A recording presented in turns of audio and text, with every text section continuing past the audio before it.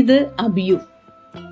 നല്ല മധുരമുള്ള നല്ല ഫ്ലഷ് ഉള്ള ഒരു പഴമാണ്.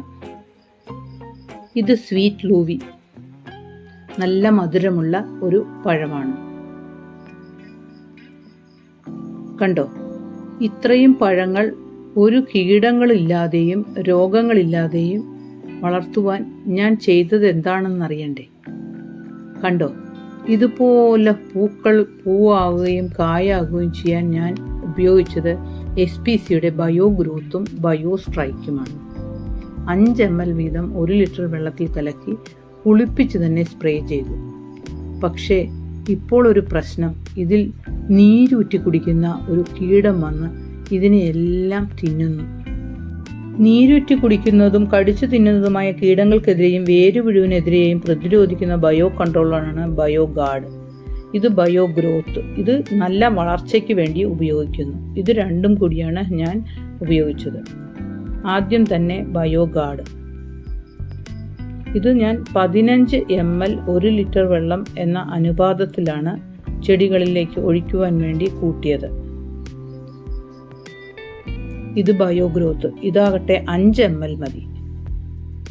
5 ml 1 ലിറ്റർ വെള്ളം എന്ന അനുപാതത്തിലും കലക്കി. ഇനിയും ഇത് ചെടികളിൽ മുഴുവനായി സ്പ്രേ ചെയ്ത് കൊടുത്തു. ഒരു തരത്തിലുള്ള പുഴുക്കളോ അതോടൊപ്പം തന്നെ നീരൂറ്റി കുടിക്കുന്ന പുഴുക്കളോ ഒന്നുമില്ലാതെ നല്ല രീതിയിൽ കായ്ഫലം കിട്ടുവാനായിട്ട് ഇതുകൊണ്ട് എനിക്ക് സാധ്യമായി. കണ്ടോ, എല്ലാം മൂത്തുപഴുത്ത് കിട്ടി. നല്ല വലിപ്പവുമുണ്ട്. ഇതിനിടയിൽ ഞാൻ SPCയുടെ ഹോമിയോ അഗ്രോ കെയർ ഉപയോഗിച്ചത് കൊണ്ട് തന്നെ ഒരു തരത്തിലുള്ള കിളികൾ വന്ന് ഇതിനെ തിന്നുന്നില്ല, അണ്ണാൻ വന്ന് തിന്നുന്നില്ല. എല്ലാം മൂത്തുപഴുത്തും നമുക്ക് കിട്ടുന്നുണ്ട്.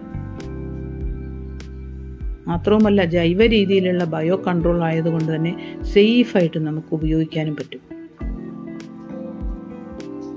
വീട്ടിലെ എല്ലാ ഫലവൃക്ഷങ്ങൾക്കും ഞാൻ SPCയുടെ bio growth, SPC bio guard, അതോടൊപ്പം തന്നെ ബയോ സ്ട്രൈക്ക് ഇവയെല്ലാം ഉപയോഗിക്കാറുണ്ട്.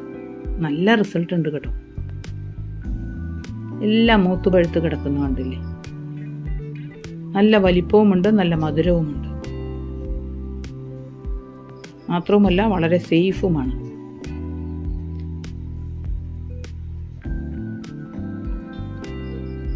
പലതവണയും എനിക്കിതിങ്ങനെ കിട്ടാറില്ല, കാരണം കിളികൾ വന്ന് മുഴുവൻ കൊണ്ടുപോകാറുണ്ട്.